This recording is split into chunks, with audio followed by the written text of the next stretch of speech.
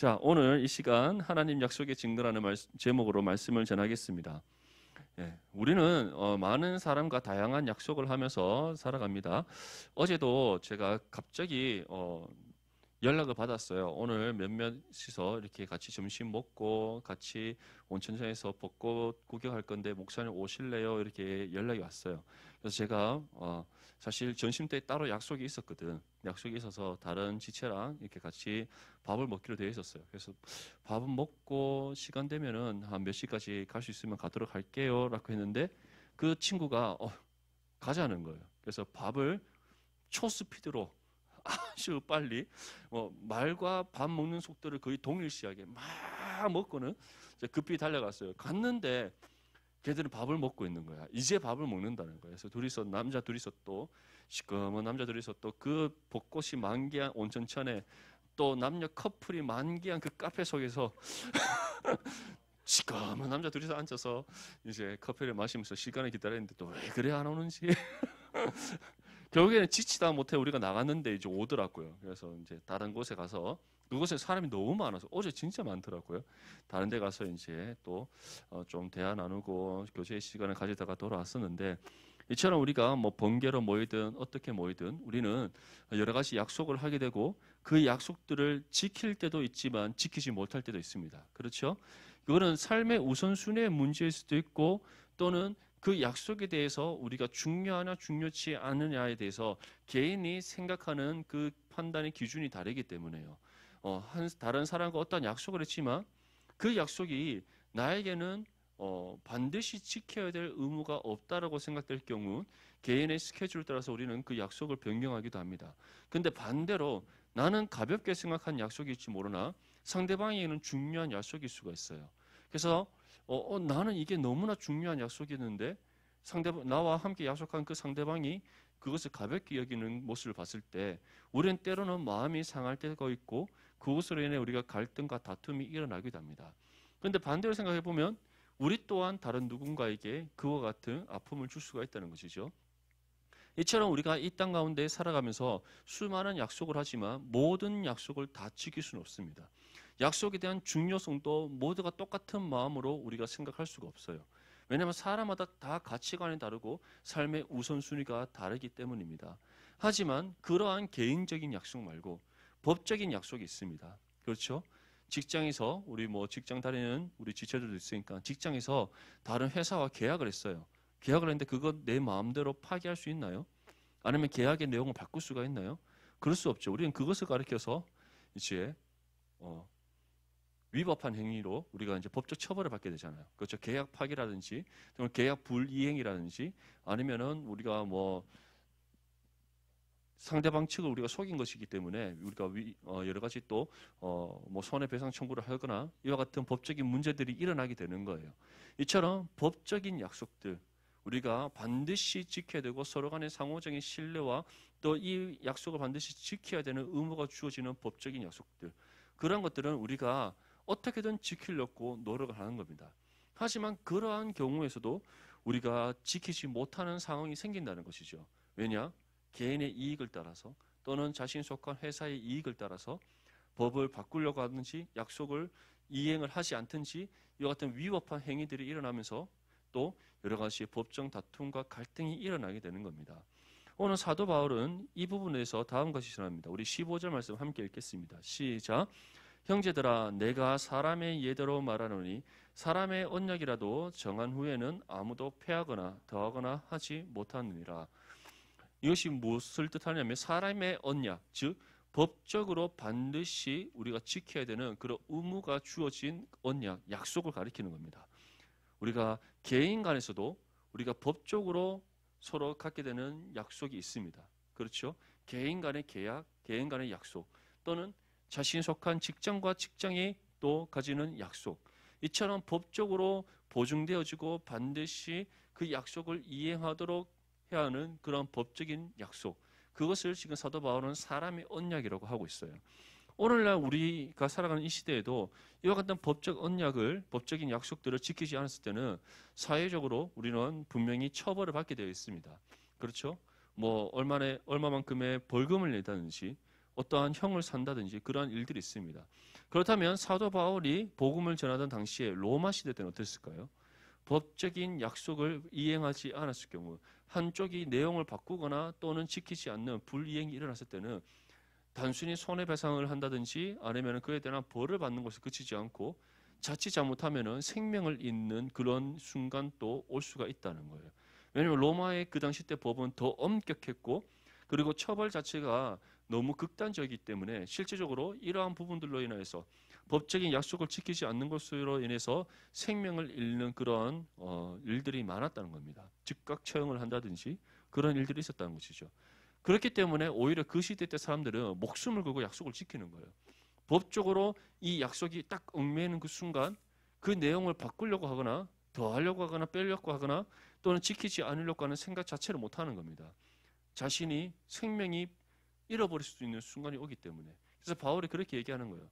너희가 알다시피 너희가 세상 속에서도 법적으로 지켜야 되는 그 약속 너희가 목숨 걸고 지키지 않느냐. 그런데 하물며 하나님께서 우리에게 주신 약속을 지키지 않겠냐는 그 반문을 지금 하고 있는 겁니다. 사람들은 아무리 내 목숨이 달려있는 약속이라 할지라도 지키지 못하는 순간이 올 수가 있습니다. 그게 우리 인간이기 때문에요. 나는 최선을 다해 지키려고 하지만 나를 둘러싸고 있는 상황과 환경이 나를 지키지 못하도록 할 수 있다는 겁니다. 내가 그 환경을 뛰어넘을 만한 능력이 없기 때문에, 힘이 없기 때문에, 내게 그럴 만한 어떠한 것들이 없기 때문에 우리가 환경에 굴복하는 순간들이 올 수가 있다는 것이죠. 여러분 다 그런 거 한번 경험해 보지 않았어요? 학교에서 열심히 공부를 하는데 잠을 이겨보고 싶은데 아무리 허벅지에 바늘 찧어도 잠이 오는 거를 어떻게 할 수가 없는 그 순간, 저는 사실 잠 오는 거, 그 졸음 오는 거 있잖아요. 거기에 대해서 굉장히 분노하는 성격이에요. 내가 잠에 진다는 것을 내가 진짜 참을 수가 없어요. 잠이 나를 막 지배하려 하는 것에. 그래서 저는 사실 뭐 제가 책을 읽거나 아니면 공부를 하거나 뭐 할 때 졸음 오는 거 제가 정말 싫어하지만 반대로 저 또한 뭐 옆에서 쓸데없이 꼬박꼬박 졸고 있으면 뭐 그게 또 화가 나요. 왜 그런지 잘 모르겠는데 정말 싫어해요. 그래서 뭐 졸음이 나를 지배하려는 거죠. 내가 내 자신을 이기지 못하는 거 정말 거기에 대해서 막 극도로 분노하는 성격인데 요즘은 잘 자제하고 있습니다. 잘 자제하고 좀 그런 성격이에요. 또 이렇게 생각하면 또 저의 막 MBTI 기질을 생각하는데 맞아요. 그 기질 때문에 그런 거 맞는데 내한테 내 스스로 마셔요. 셀프적으로 분노하는 거니까 어쨌든 사람마다 다 그런 게 있잖아요. 내가 막 이기지 못하는 그런 일들이 생길 수 있다는 것이죠. 뭐 졸음을 이기지 못한다든지 또 우리 운동자 하는 친구도 있으니까 오늘은 120kg 들어야 되는데 막 못 들 때 화나잖아요. 맞죠? 뭐 한계가 오는 거예요. 막 팔이 부들부들 막 떨리고 막 들고 싶어야 했는데 막 들어야 되는데 근데 그럴 때가 있어요. 막 들었어. 완전히 든 것도 아니고 완전 내린 것도 아닌데 그 순간 끼어 있을 때 그 고통이 있어요. 그 고통이. 그 순간 막 화가 막 오는 정도가 아니고 내가 지금 이 무게에 내가 지고 있다는 거야. 막 남자의 저 자존심이 있거든.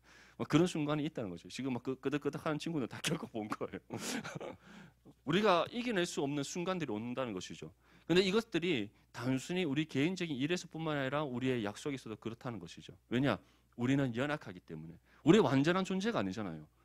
우리의 머리부터 발끝까지 우리의 모습뿐만 아니라 우리의 내면의 마음의 상태뿐만 아니라 우리의 살아가는 모든 삶에서 보면 우리가 불완전한 존재라는 것을 스스로 경험하며 살아가고 있습니다. 내가 완벽하게 해내고 싶은 일이 있음에도 불구하고 완벽하게 해내지 못할 때가 있는 것이고 내가 잘하는 일에 있어서도 실수할 때가 있는 거예요. 왜 원숭이가 나무에서 떨어진다는 속담이 있겠어요? 그렇게 나무 잘 타는 원숭이가 나무에 떨어지는 일이 생길 수가 있다는 겁니다. 왜냐? 이 땅에 존재하는 어떤 것도 완전한 것이 없기 때문에. 왜냐하면 성경은 거기서 분명히 정의하죠. 우리가 죄로 인해 전적으로 타락하고 부패했기 때문에 구원받은 하나님의 자녀를 할지라도 우리는 여전히 썩고 부패하여 노쇠하여 죽음을 맞이할 수밖에 없는 육신의 몸을 입고 있기 때문에 우리는 연약하고 부족하고 모든 것을 완전하게 해낼 수 없는 존재라는 겁니다. 하지만 그러한 우리와 달리 모든 것을 완전하게 행하시는 분이 있고 또 자신이 행하시고자 세우신 그 계획과 뜻을 하나님이 정하신 때 가장 확실하게 이루시는 분, 바로 우리 하나님이시라는 것이죠. 하나님은 자신이 정하신 뜻, 자신이 세우신 계획, 그 모든 것을 하나님께서 확실하게 이루신다는 것. 사도 바울이 사람은 사람이 서로 간에 법적으로 맺은 약속도 자신의 생명을 걸고 지키려고 노력하는데 하물며 전능하신 하나님이 우리에게 약속하신 바를 완전하게 이루지 않겠느냐라고 말씀하고 있는 겁니다. 우리 본문 16절에서 18절까지 말씀 함께 읽겠습니다. 시작. 이 약속들은 아브라함과 그 자손에게 말씀하신 것인데 그 자손들이라 하지 아니하시고 오직 한 사람을 가리켜 내 자손이라 하셨으니 곧 그리스도라. 내가 이것을 말하노니 하나님께서 미리 정하신 언약을 430년 후에 생긴 율법이 폐기하지 못하고 그 약속을 헛되게 하지 못하리라. 만일 그 율법이 율법에서 난 것이면 약속에서 난 것이 아니니라. 그러나 하나님이 약속으로 말미암아 아브라함에게 주신 것이라. 아멘. 우리 지난주에 함께 말씀을 살펴봤습니다. 하나님께서 아브라함과 언약을 맺으실 때 율법이 생긴 이후에 맺었다, 아니면 율법이 생기기 이전에 맺었다. 그렇죠. 확실하게 우리 초등부 애들 때 얼마나 잘하는데요, 그렇죠? 내가 이런 거 딱 질문하잖아요. 그러면은 거의 한두 명이 아니라 애들이 뭐라 하는지 알아들을 수 없어서 고함을 막 치면서 얘기를 해요. 잘해. 우리 디모데는 먼저 다들 이렇게 또 예의와 또 지성을 겸비한 우리 디모데여서 이렇게 서로를 배려하는 마음에 다 알고 있어요. 자, 언제 율법이 생기기 전에, 율법이 생기기 이후에? 전에, 그렇죠. 율법이 생기기 전에. 왜냐? 오늘 지금 사도 바울이 얘기하죠. 430년 후에 생긴 율법이라고 하고 있어요. 여기서 이 430년이란 것은 애굽에서 종살이 하던 430년의 기간을 가리키는 겁니다. 그래서 율법이란 것은 애굽에서 430년간의 종살이를 끝내고 출애굽한 이후에 하나님께서 모세에게 주신 것이다. 하지만 아브라함과 맺으신 언약은 그것보다 훨씬 이전에, 율법이 존재하기 이전에 하나님께서는 갈대 우르라는 그 땅에서 살고 있던 아브라함이라는 한 사람을 부르셔서 그와 언약을 맺으시고 그를 통해서 하나님께서는 반드시 큰 민족을 이루시겠다라고 약속하셨다는 겁니다. 그 언약을 하나님께서는 율법이 생기기 전에 맺으셨다는 것이죠. 그래서 하나님께서 그 증거, 내가 반드시 너와 맺은 언약을 이루고 성취하겠다는 그 증거로 누구를 주셨어요? 100세 때 얻은 아들 이삭을 주셨어요. 이삭은 하나님께서 아브라함과 맺으신 언약을 반드시 이루시겠다, 이행하셔서 성취하시겠다는 증거였습니다. 하지만 이삭은 단순히 그 증거로 끝나지 않고 또 다른 하나의 사건을 예표하는 증거였어요. 이 땅 가운데 말씀이 육신이 되어 오실 하나님의 독생자 예수 그리스도에 대한 예표적인 사건이었다는 겁니다. 하나님께서는 독자 이삭을 통해서 하나님께서 아브라함과 맺으신 언약이 성취되어서 가깝게는 언약 백성 이스라엘을 이루시겠다는 것에 대한 하나님의 그 약속을 이행하시겠다는 하나님의 의지를 보여주신 것이라면, 또는 더 먼 미래로는 이제 하나님께서 아브라함과 맺으신 그 언약이 성취되는 순간, 자신의 독생자 아들 예수 그리스도의 십자가의 죽음과 부활을 통해 성취되는 그 순간을 보여주시는 하나의 예표적인 증거였다는 거예요. 그래서 바울이 우리에게 무엇이라고 전하고 있습니까? 16절 끝에 보면 오직 한 사람을 가리켜 내 자손이라 하셨으니 곧 그리스도라. 이처럼 아브라함의 언약은, 하나님께서 아브라함과 맺으신 언약은 율법이 생기기 이전에 이미 하나님께서 맺으신 언약입니다. 그래서 그 이후에 생긴 율법이 하나님과 아브라함과 맺으신 그 언약에 대해서 침해할 수가 없는 거예요. 율법이란 것은 두 가지의 기능이 있습니다. 첫 번째는 우리로 하여금 그 하나님의 법을 지켜 행하게 하심으로써 하나님의 뜻에 합당한 삶으로 살아가도록 하시기 위해, 하나님의 언약 백성이 언약 백성답게 살아가도록 하기 위한 법적 기능이 있어요. 또 다른 하나의 기능은 우리가 앞서서 또 갈라디아서 2장에서 함께 살펴봤듯이 우리의 죄를 드러내어 우리가 하나님 앞에 어떠한 죄인된 존재인가를 깨닫게 하는, 자각하게 하는 죄에 대한 분명한 깨닫게 하는 그런 기능, 다시 말해 죄를 드러나게 하는 그 기능이 있는 거예요. 그래서 율법은 우리를 정죄한다고 하는 것은 우리가 하나님의 말씀의 법 앞에 우리 자신을 비춰보고 말씀으로 점검하면 할수록 우리가 하나님 앞에 얼마나 나약한 존재인지, 얼마나 죄악된 존재인지, 우리의 삶의 모든 일거수일투족이 하나님 앞에 그 어떤 것도 의롭다 받을 만한 자격이 없다는 것을 깨닫게 하는 그런 역할, 법적 판결의 기준을 우리에게 제시하는 그 기능이 율법이 있다는 거예요. 하지만 반대로 우리가 하나님의 말씀의 법이 우리에게 제시하는 바대로 우리가 살아갈 때 우리의 삶이 더욱더 하나님의 백성다운 삶으로 나가게 하시는 은혜가 또 주어진다는 겁니다. 하지만 우리는 율법을 완전하게 지킬 수가 없어요. 우리가 다른 사람과 맺은 그 사소한 약속도 완벽하게 지켜낼 수 없듯이 하나님의 말씀의 법을 우리가 완전하게 지킨다는 것은 불가능합니다. 그래서 이 율법이 성취되고 완성되어지는 그 일이 필요했던 거예요. 그래서 하나님께서는 그것을 우리가 행할 수 없고 우리가 이룰 수 없기 때문에 이것을 이룰 수 있는 분이 이 땅 가운데 오셔야 되는 거예요. 우리를 대신하여서 이 모든 우리의 죄의 문제를 해결하실 그 분이 필요했던 겁니다. 그분이 누굽니까? 완전한 하나님이시면서 죄가 없으신 완전한 사람이시 예수 그리스도. 하나님께서는 이미 이 일을 위하여서 아브라함의 언약의 때부터 이 땅에 오실, 말씀이 육신이 되어 이 땅 가운데 오실 예수 그리스도를 예비해 놓으셨다는 겁니다. 그리고 이 땅 가운데 분명한 메시아가 오실 것이라는 거, 우리의 죄 문제를 해결하셔서 이제 새로운 언약이 체결되게 하시는 그 은혜가 우리 가운데 있게 하시기 위해서 하나님께서는 그 증거로 독자 이삭을 아브라함에게 주셨다는 겁니다.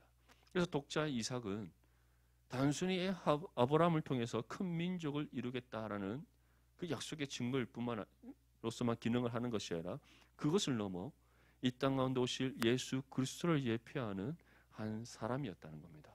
그것을 바울이 우리에게 전하고 있는 거예요. 그런데 바울이 왜 계속해서 이 말씀을 우리에게 전할까요? 이 말씀을 전하는 이유가 무엇일까요? 우리는 무엇을 통해 구원받습니까? 예수 그리스도를 믿음으로 구원받습니다. 왜 우리가 예수님을 믿음으로 구원받습니까? 우리의 모든 죄의 문제를 누가 해결하셨기 때문에?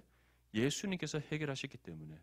예수님께서 우리의 세상의 모든 죄를 대신 짊어지시고 십자가에서 자신의 몸을 찢고 피를 흘려 죽으심으로써 하나님 앞에 자신의 거룩과 한몫제물로 드리심으로써 우리의 모든 죄의 문제가 해결되었어요. 그런데 죄의 문제만 해결되었다고 해서 우리가 하나님과 새 언약이 체결되는 것이 아닙니다. 그 이후에 필요한 것은, 죄 사함 이후에 우리에게 필요한 것은 새로운 생명이 주어지는 거예요. 죄의 용서함을 받았다 한들 그것을 끝나지 않는다는 겁니다. 왜냐? 우리는 반복적으로 죄를 지을 수밖에 없는 존재이기 때문에. 물론 예수님께서는 이전에 우리의 원죄와 우리의 모든 자범죄에 대한 값까지 다 치르셨지만 죄의 문제만 해결된다면 우리가 이 땅 가운데 하나님 앞에 죄 용서함 받은 삶을 살아갈 수 있겠지만 이 땅에서 우리의 삶이 끝나는 그 순간 여전히 우리에게는 죄의 형벌이 주어질 수밖에 없어요. 왜냐? 우리 육신의 부패함이 여전히 남아있기 때문에 그런 겁니다. 근데 이 문제를 해결하기 위해서 예수님께서는 우리에게 새로운 생명을 주셔서 새롭게 거듭난 존재가 되게 하시는 은혜를 우리 가운데 있어야 되는 거예요. 그것을 위해 예수님께서는 죽음을 이기시고 부활하시는 놀라운 구속의 성취를 이루신 겁니다. 이 사실을 믿습니까? 근데 이러한 모든 일들을 행하시면서 율법이 한 역할이 있습니까? 없다는 거예요. 예수님께서 십자가의 죽음과 부활을 이루시면서 율법이 감당한 역할이 없다는 거예요. 하나님께서 아브라함과 약속을 맺으실 때도 율법이 없는 상태에서, 율법이 존재하기 전에 아브라함이, 모세가 430년 이후에 이제 출애굽하고 난 이후에 시내산에서 율법을 받았잖아요. 그러면 그 이전에 430년 전으로 돌아간다면 요셉이 죽고 요셉을 알지 못하는 왕이 들어선 그때예요.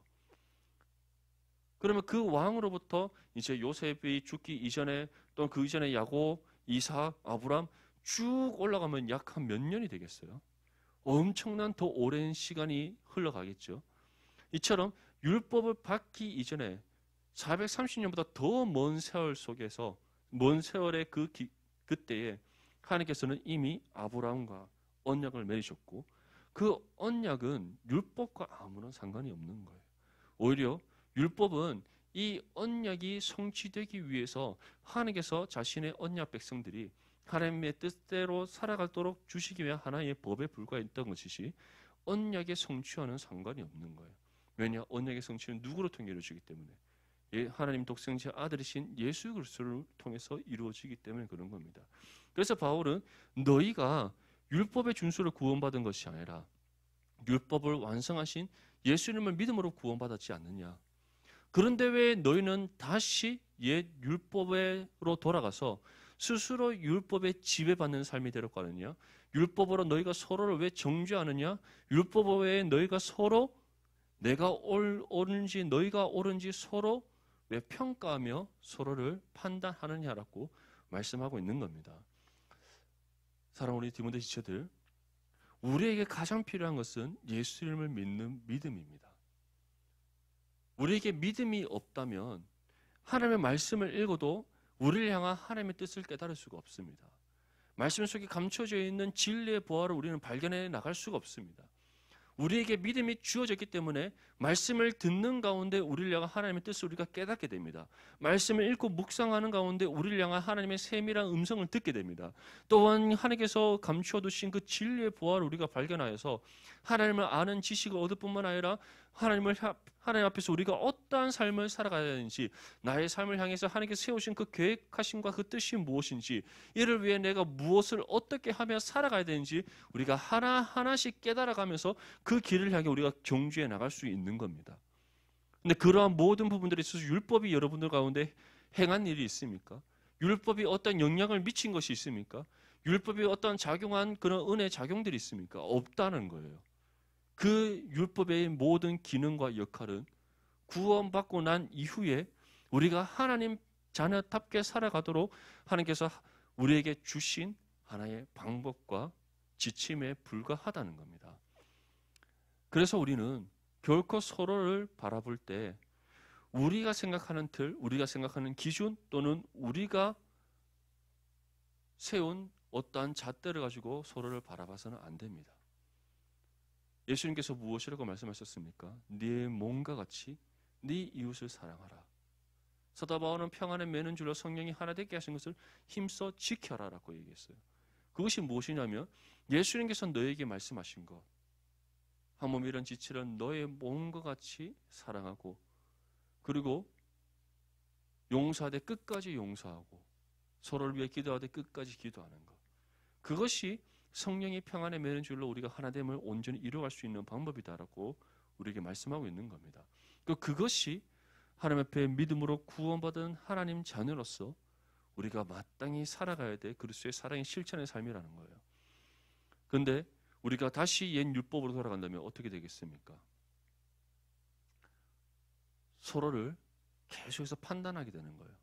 말, 행동, 모습, 신앙과 관련된 모든 것들, 하나님의 뜻과 상관없이 우리가 생각하는 어떠한 기준을 내서 서로를 판단하게 된다는 겁니다.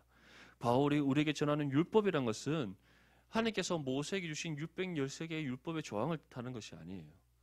유대 그리스도인들이 자신들이 가지고 있던 유대의 규례와 전통과 관습, 그것으로 이방 그리스도인들을 평가하고 잣대하고 그것을 판단하여서 그들을 정죄하는 그 모든 죄악들을 가리키는 겁니다. 반대로 이방 그리스도인들은 유대 그리스도인들을 정죄하지 않았을까요? 그렇지 않겠죠. 본인들이 판단받고 평가받고 정죄받는데 그것을 받는 자신이 다른 상대방을 평가하고 판단하고 정죄하지 않았을까요? 그렇지 않다는 거예요. 만약에 한쪽만 일방적으로 계속 그런 일을 당했으면 갈등과 분열이 일어나지 않겠죠. 그냥 우리가 참으면 되지, 나만 꼭 참으면 되지, 나만 입 다물고 있으면 되지, 내만 좀 아프면 되지, 이렇게 생각했겠죠. 근데 그러지 않았던 거예요.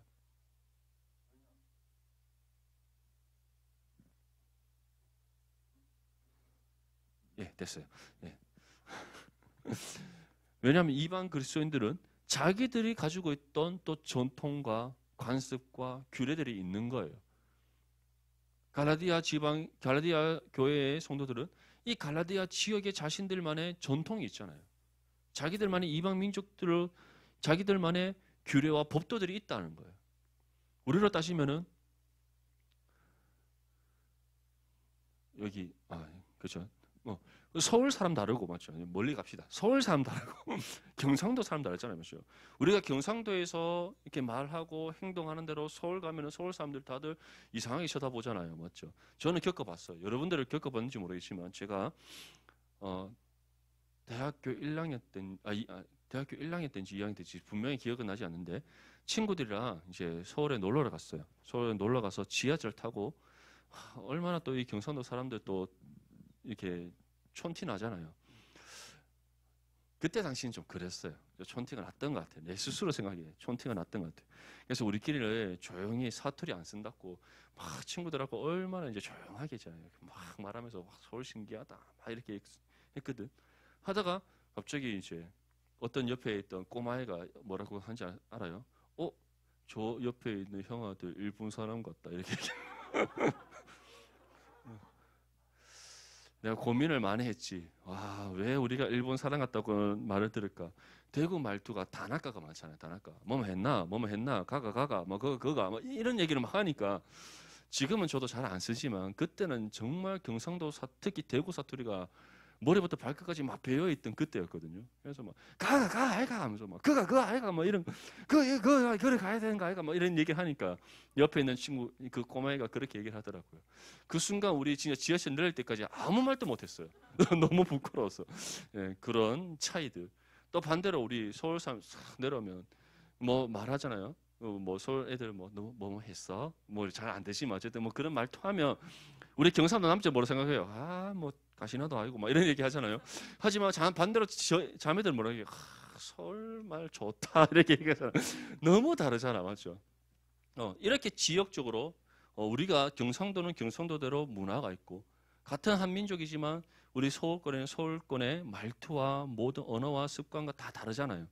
그렇다면 하물며 유대인과 그 갈라디아 지역의 그 이방인들과 그들의 삶의 관습이 똑같을 수가 없죠. 문화와 전통과 관습과 그들이 갖고 있는 모든 규례가 다 달랐다는 거예요. 그러니까 본인들이 같은 그리스도인이라고 하면서 유대 그리스도인들이 유대의 전통을 따라서 그들이 가진 관습을 따라서 이방 그리스도인들을 정죄하고 너희 할례 받지 않으면 구원받은 사람 아니야. 너 유대의 전통을 지켜야 돼. 막 이렇게 강요하고 막 강압적으로 그들을 판단하고 정죄하니까 이방 그리스도인들은 반대로 얘기하는 거죠. 너희 왜 우리한테 그래? 차라리 그럴 것 같으면 너희 지금 갈라디아 지방에 살고 있잖아. 그러면 우리 전통과 규례 따라. 이렇게 얘기가 나오는 거죠. 그것으로 해서 서로 정죄하고 판단하면서 싸우게 되는 거예요. 이것이 가장 극심했던 도시가 어디냐? 어느 교회냐? 고린도 교회죠. 거기는 나는 아볼로파야. 나는 베드로파야. 나는 바울파야. 여기까지는 납득이 돼요. 근데 마지막이 나는 예수파야라고 얘기하는 거예요. 나는 예수님부터 직접 세례받아서 말도 안 되는 막 얘기를 주장을 했던 거죠. 왜냐? 누가 더 위에 있는가? 누가 더 나은 사람인가를 서로 내세우면서 서로 싸웠던 거예요. 그런 일들. 근데 바울이 무엇이라고 얘기합니까? 다 필요 없다는 거예요. 아브라함이 율법이 있기 전에 하나님께서는 언약을 맺으셨고 그 언약의 성취의 증거가 이 땅 가운데 오신 예수 그리스도시고 그 예수 그리스도께서 자신의 십자가의 죽음과 부활을 통해 새 언약을 이루셔서 우리는 율법의 준수가 아닌 예수를 믿음으로 구원받았다. 그렇다면 우리에게 믿음 외에 내세울 건 없다는 거예요. 믿음을 통해 우리에게 주신 구원의 은혜 위에 우리가 자랑할 것 없다는 거예요. 무엇보다 이 모든 것을 이루시기 위해 스스로 낮아지시고 우리를 위해 희생하고 헌신하신 예수 그리스도 위에 우리가 무엇을 더 내세우고 자랑하고 그거 외에 우리가 말할 것이 무엇이 있느냐라고 우리에게 말씀하고 있는 겁니다. 사랑하는 디모데 지체들, 우리가 받은 은혜에 늘 감사하면서 믿음으로 겸손할 수 있기를 바랍니다. 결국 갈라디아 교회에서 계속 이러한 분쟁과 다툼이 일어나는 이유는 그들이 하나님께서 주신 은혜를 잊어버렸기 때문이에요. 그 은혜를 잊지 않고 우리가 받은 예수 그리스도의 십자가 사랑을 날마다 우리의 마음속에 되새기며 살아간다면 우리는 결코 나의 나됨을 자랑할 수가 없습니다. 무엇이 더 옳고 그르냐? 그 문제로 인해서 우리가 다툴 이유가 없어요. 왜냐? 하나님 앞에 우리 모두는 똑같음을 알기 때문에 앞서거나 뒤서거나 하는 거 없습니다. 높고 낮음도 없습니다. 모두가 동일한 하나님의 자녀의 신분과 권세를 받은 하나님의 자녀들입니다.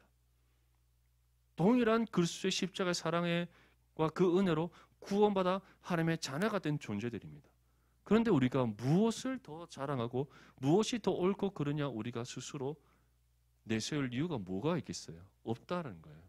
오히려 우리가 해야 될 것은 믿음의 겸손함으로 한 몸이는 지치라 내 몸까지 사랑하고 성령이 하나 되게 하신 것을 우리가 힘써 지키기 위해 서로 협력하는 선을 이루감이 필요하다는 것. 그것을 바울은 우리에게 전하고 있는 겁니다.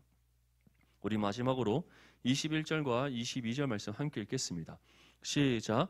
그러면 율법이 하나님의 약속들과 반대되는 것이냐? 결코 그럴 수 없느니라. 만일 능일 상하게 하는 율법을 주셨더라면 의가 반드시 율법으로 말미암았으리라. 그러나 성경이 모든 것을 죄 아래 가두었으니 이는 예수 그리스도를 믿음으로 말미암는 약속을 믿는 자들에게 주려 하십니다. 아멘. 바울이 무엇이라고 이렇게 말씀합니까? 율법이 하나님의 약속들과 반대되느냐? 아니라는 것이죠. 왜냐? 결국 율법이란 것도 하나님께서 주신 그 은혜의 약속들, 하나님의 언약 안에 속한 것들이기 때문입니다. 바울은 얘기하는 거예요. 율법이란 하나님의 언약 백성이 하나님의 언약 백성답게 살아가도록 하나님께 주신 법도와 규례라는 겁니다. 지금도 마찬가지입니다. 율법이 우리의 구원과 상관이 없지만 여전히 우리가 하나님 자녀로서 합당한 삶을 살아가면서 우리에게 주신 하나님의 지침이자 하나님의 뜻입니다. 그렇죠? 구약의 이스라엘 백성들은 모세를 통해 주신 율법 613개 그 조항만이 하나님께서 주신 법이라고 생각했다면 오늘 우리가 살아가는 이 신약의 시대 때 하나님의 율법은 무엇이겠습니까? 성경 66권에 기록된 모든 하나님의 말씀입니다. 하나님 그 말씀 한 절 한 절이 그 말씀에 담겨져 있는 하나님의 그 뜻 하나하나가 우리가 순종하고 지켜 행해야 될 하나님의 법이라는 거예요. 그것은 여전히 우리에게는 너무나 중요하고 또한 그것을 통해 우리는 하나님으로부터 구원받은 믿음의 성도로서 합당한 삶을 살아갈 수 있는 방법입니다. 그런데 하나님께서는 바울은 우리에게 무엇이라고 말씀합니까? 이러한 율법의 준수로는 우리는 결코 구원받을 수 없고 하나님께 의롭다함 받는 것 아니다. 우리가 말씀을 지켜 행함으로써 하나님의 의를 드러낼 수 있는 이유는 우리가 이미 예수님을 믿어 하나님 앞에 의롭다함 받았기 때문에 그 은혜가 우리에게 먼저 주어졌기 때문에 우리가 말씀의 뜻에 합당하게 살아갈 때 하나님의 의가 우리의 삶을 통해 드러나는 것이지 결코 우리가 율법을 준수로 통해 스스로 하나님의 의를 나타내는 것이 아니다라는 거예요. 받은 은혜가 우리의 삶을 통해 드러나는 것이지 받은 은혜 없이 우리가 율법만 준수한다고 해서 하나님의 의가 드러나거나 구원을 이룰 수 있는 것이 아니라는 겁니다. 그래서 무엇이 닭이 먼저냐 계란이 먼저냐 우리 거기에 대해서 무엇이 먼저라고 확실하게 답을 할 수 없죠. 알 수 없으니까. 하지만 성경에서는 우리에게 믿음이 먼저냐 아니면 율법의 준수가 먼저냐 구원의 문제냐 율법의 준수가 먼저냐 은혜가 먼저냐 율법의 준수가 먼저냐고 했을 때 우리에게 분명한 답을 제시합니다.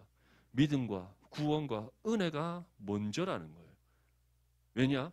우리는 율법의 준수를 아무리 열심히 한다고 해도 결코 그것으로는 구원받을 수 없고 하나님을 향한 믿음을 가질 수 없고 하나님께 의롭다함 받을 수가 없기 때문이에요.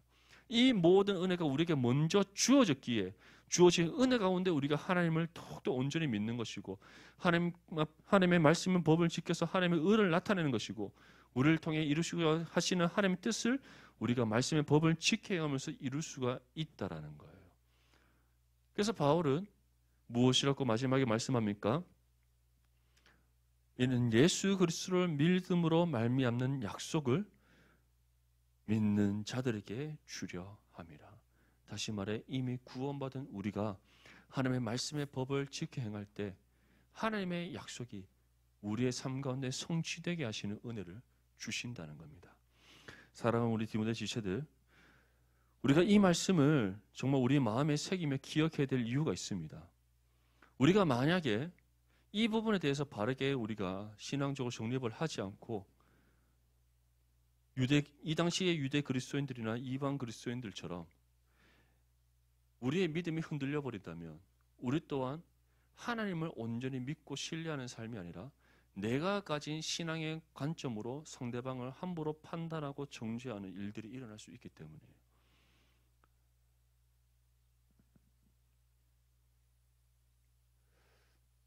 제가 작가 이름은 정확하게 생각이 나지 않습니다. 쉐인 클레이본인가? 하여튼 그분인 것 같은데 믿음은 행동하는 것이다라는 책이 있어요. 혹시 읽어보셨어요? 그거 읽어보세요. 그분의 모든 것이 저는 다 동의되지는 않습니다. 왜냐하면 그분의 신학적인 사상이라든지 그런 부분들이 좀 우리와 다른 부분, 약간 자유주의적인 그런 성향이 있기 때문에 저는 모든 것은 동의되지는 않지만 그분이 했던 얘기가 있어요. 자신이 이제 회심하고 난 이후에 자기가 이전에 모태신앙으로서 자라왔지만 뭐 확실하게 자기가 예수님을 향한 믿음과 그런 구원의 확신이 있었던 건 아니다라고 얘기를 해요.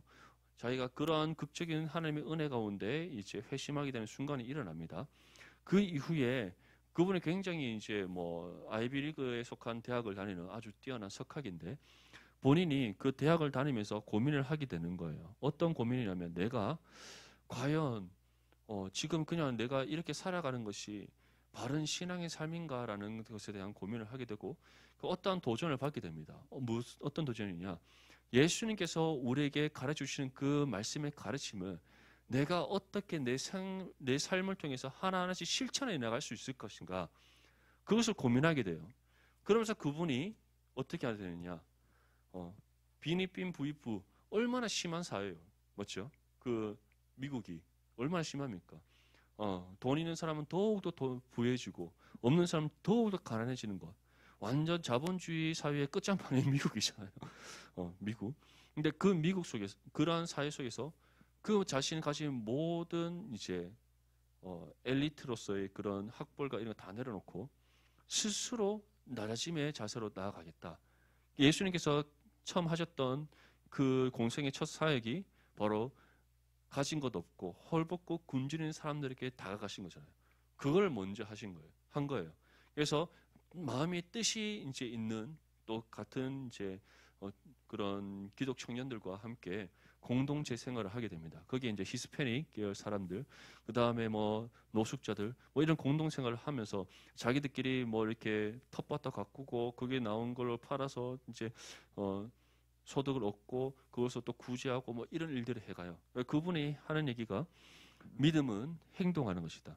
그러니까 우리가 예수 그리스도를 믿고 구원받았다면 이제는 우리가 그 말씀을 하나하나 실천함으로써 우리의 삶을 통해 우리에게 주어진 믿음을 증명해야 된다. 제가 이 얘기를 하는 이유가 무엇이냐면 자유주의 신학이라는 것은 정말 위험합니다. 성경을 있는 그대로 보지 않고 하나님의 말씀을 말씀으로 인정하지 않는, 그래서 모든 것을 인간의 이성으로 다 판단하여서 판단되지 않는 것을 하나님의 말씀으로 여기지 않는 것이 자유주의이기 때문에 위험해요. 그런데 그분은 그러한 신앙관과 신학관을 가진 자유주의자임에도 불구하고 너무 중요한 얘기를 하는 거예요. 믿음과 선행, 믿음과 행함에 있어서 무엇이 우선이냐? 믿음이 우선이라는 거예요. 내게 믿음이 주어졌고 그 믿음을 통해 내가 구원받았기 때문에 이제는 내가 삶을 통해서 나에게 주어진 그 믿음과 하나님으로부터 받은 구원의 은혜를 증명하겠다는 거예요.